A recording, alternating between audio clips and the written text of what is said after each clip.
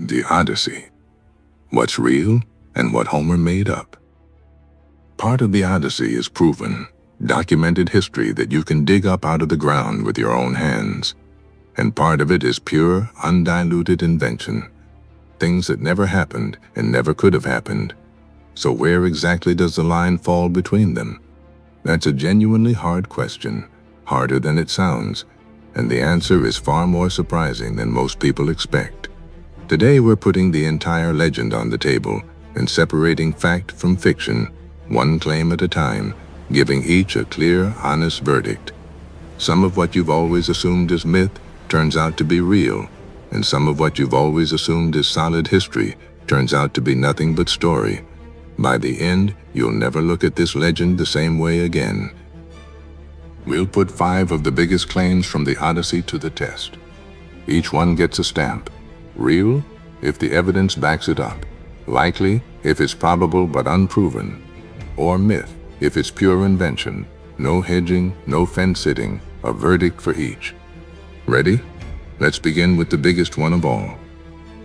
Please like and subscribe to the channel for more videos like this. First claim.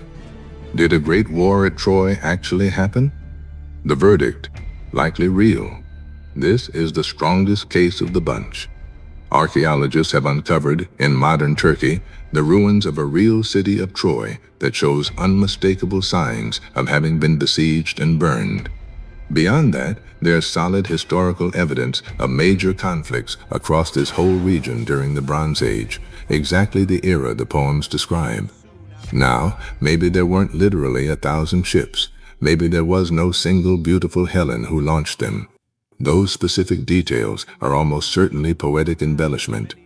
But the core memory, the beating heart of the legend, a great and terrible war fought over this city, appears to rest on something that genuinely happened.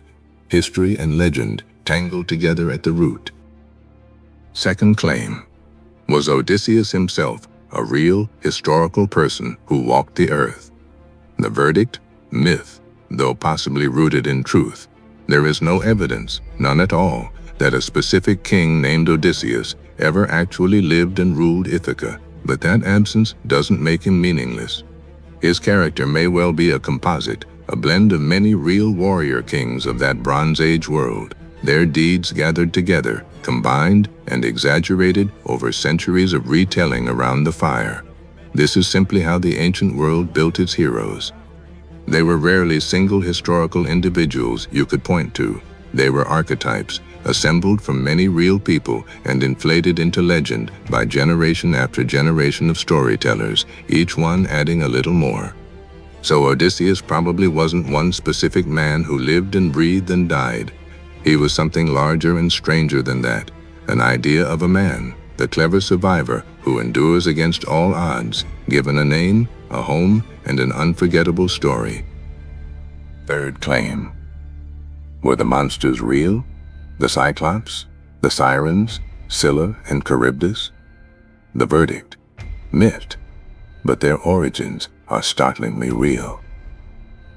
As we've explored before, the one-eyed giant almost certainly grew out of misread prehistoric fossils, those elephant skulls with a single central opening that ancient people mistook for a giant's eye socket.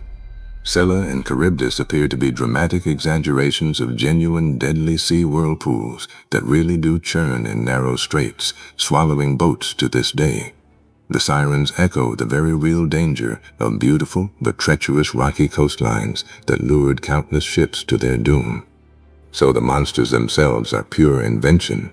No six-headed beast ever lived in a strait, but the fears that created them were completely, deadly real. That's the deeper truth running through all of this. Mythology was, in large part, the ancient world's way of explaining and containing the things it couldn't otherwise understand. A whirlpool with no scientific explanation becomes a hungry goddess. A dangerous coast becomes a chorus of deadly singers. Every monster, in the end, was a real terror given a face and a name. Fourth claim. The constant interference of the gods. Poseidon sinking ships, Athena guiding the hero. The verdict? Myth. But the belief in them was utterly real.